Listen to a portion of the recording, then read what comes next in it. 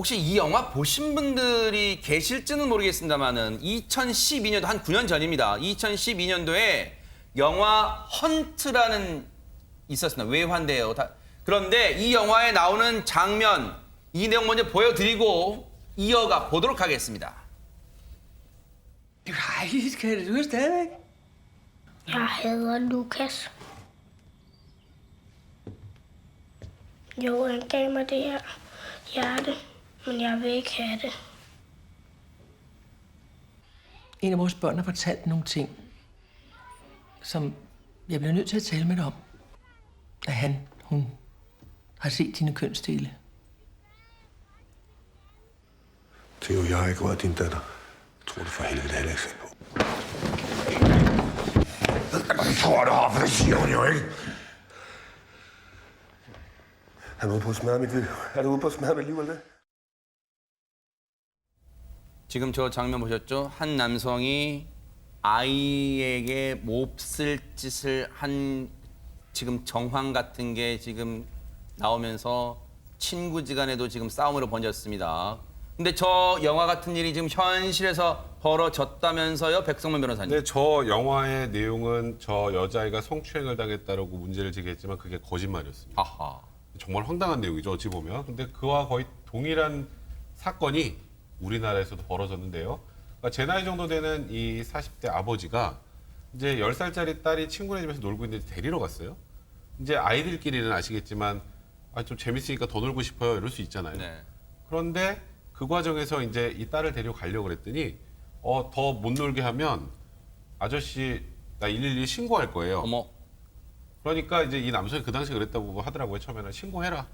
무슨 신고를 해? 하면서도 뭔가 찜찜한 게 있었는지 그 이후에 이 딸을 하고 딸 친구가 놀아주는 이런 장면들을 한 6초 정도 촬영을 해뒀었는데 네. 저 촬영 때문에 이 남성이 나중에 위기에서 벗어날 수 있었습니다.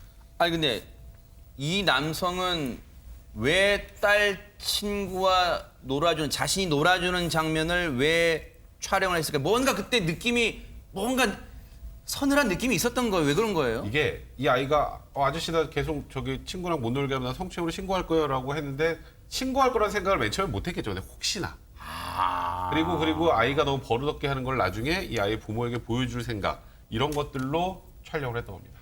그러면 그 6초간의 촬영이 이 남성을 구해줬다는 게 대체 무슨 의미인지 무슨 말인가 그 내용을 좀 알려주십시오. 오윤성 교수님. 네, 지금 이제 남성이 이 집으로 돌아오고 난 뒤에 이제 딸 친구가 112에 전화를 걸어가지고 저 성추행 당했어요 이렇게 신고를 합니다. 어머. 그래가지고 이제 남성이 아동 강제 추행 혐의로 해서 경찰에 긴급 체포가 되고 난 이후에 구속 기소가 되고요. 세상에. 1심에서 무죄 선고를 받을 때까지 무려 옥살이를 6개월에 걸쳐서 하게 됩니다. 어머. 그런데 이 6초 찍은 바로 이 영상이 본인을 갖다가 구해주게 됐는데 결론적으로 이 동영상을 보게 되면 이 딸의 친구가 장난스럽게 바로 그 남성 A씨의 머리카락을 이게 잡아 당기는 모습이 딱 6초 찍혔거든요. 어허. 그래서 이제 재판부에서는 적어도 이 동영상 촬영 이전에 성추행이 있었다라고 하면 과연 저렇게 있을 수가 있을까? 저런 행동을 할 수 있을까라고 판단을 한 거죠. 아하. 1심에서 무죄 판결이 났습니다. 그렇다면 근데 이 남성은 이미 그 사이에 6개월을 옥살이를 억울하게 한 거잖아요. 그러면 검찰은 뭔가 이 피해자에게, 이 사람에게, 이 남성에게 사과를 했습니까, 혹시? 말씀하신 것처럼 이 남성 같은 경우에는 물론 최종 확정 판결은 아니지만 2심에서 무죄 받고 억울한 옥살이를 1심 기준으로 6개월을 한 거잖아요. 근데 검찰이 여기에서 사과를 한다거나 끝을 내지 않았습니다. 검찰이 오히려 항소를 했는데 그 네. 항소의 이유가 10살밖에 안 되는 세상 물정 모르는 아기가 어떻게 거짓말로 허위 신고를 했을 거냐 라면서 오히려 항소를 했고요. 그래서 이 남성은 2심 재판을 받게 됐습니다. 세상에. 그러면 일단 풀려난 상태에서 재판은 이 항소심은 진행이 됐던 건가요, 백성문 네, 변호사님? 맞습니다. 일단 뭐 6개월이 지났으니까 그 뒤에 무죄 판단이 나왔으니까 풀려났고요. 이제 항소심은 이제 불구속 상태에서 재판을 받는데 항소심 역시 무죄 판단을 했습니다. 어허. 그 무죄 판단 결정적 이유는 이제 이 직접 증거라고 할 수 있는 건 이 아이의 진술밖에 없습니다. 그죠? 나머지 증거는 없어요. 네. 근데 이 아이의 진술이 이제 처음에 시간대도 첫 신고하고 나중에 수사기관에 진술한 게 좀 달라졌었고요.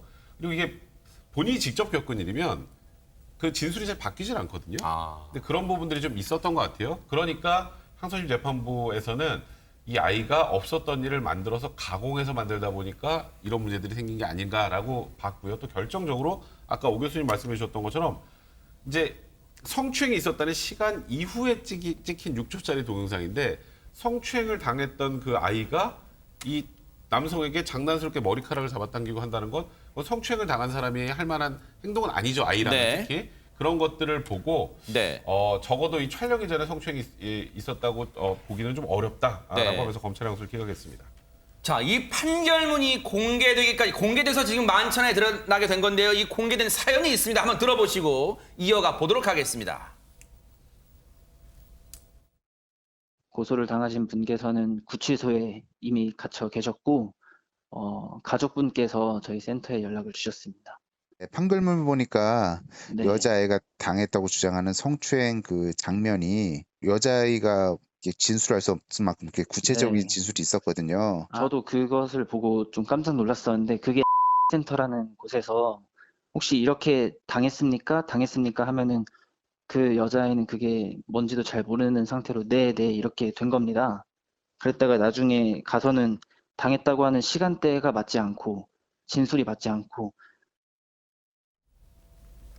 결국 이런 상황에서 항소심 재판부는 검찰의 항소를 기각을 했습니다. 그런데 이 남성 입장에서는 억울하게 구치소에서 6개월 있었던 거잖아요. 누구한테 보상받을까요? 관련 얘기도 한번 들어보시고 이어가 보도록 하겠습니다. 아무래도 이 6개월 동안 구속돼 있는 게 정말 힘든 거잖아요. 말이 6개월이지 그동안 갇혀 있는 거 하며 기다리고 있는 가족들 하며 초등학생한테 어떤 법적 책임을 물을 수는 없으니까 거기 부모님한테 손해배상 민사를 청구를 하셨고 그리고 6개월 동안 갇혀 있는 동안 그 형사보상 제도가 있습니다. 그래서 형사보상 제도를 신청하셨습니다. 지금. 최단비 변호사님 모르긴 몰라도 정말 이 남성의 가정은 정말 풍비박산 됐을 수도 있어요, 이 일로. 그렇죠. 그러니까 이 남성 같은 경우에는 6개월이 구속되어 있었고 이제 2심에서는 구속이 아니고 불구속 상태에서 재판을 받았지만 거의 10개월, 그러니까 총 16개월을 재판을 받은 것이고 일반 재판이 아니라 성과 관련된 특히 아이의 친구와 관련된 재판이면 이 당사자뿐만 아니라 가족들의 심적인 고통이 얼마나 컸겠어요. 그러니까 이 남성 같은 경우는 2심에서 지금 항소가 기각이 돼서 결국은 1심 판결이 맞다. 즉 무죄가 확정이 된 거고요. 그러니까 앞서서 보신 것처럼 이제 형사보상 제도를 신청을 할 수가 있는데 그게 억울하게 이제 누명을 써서 결국 무죄로 인정을 받으면 그런데 그 당에 이제 구속되어 있는 기간 동안에 피해를 보상해주는 제도입니다. 형사 보상을 받을 수는 있겠지만 그것이 어떻게 맞아요. 그동안의 16개월의 그 고난, 가족들의 고통을 보상해줄 수 있겠습니까? 그러니까요, 맞아요. 최단비 변호사님 말씀처럼 그 잃어버린 6개월 그 이상의 시간에 정말 정신적인 피폐해짐은 정말 어디 가서 보상받는단 말입니까?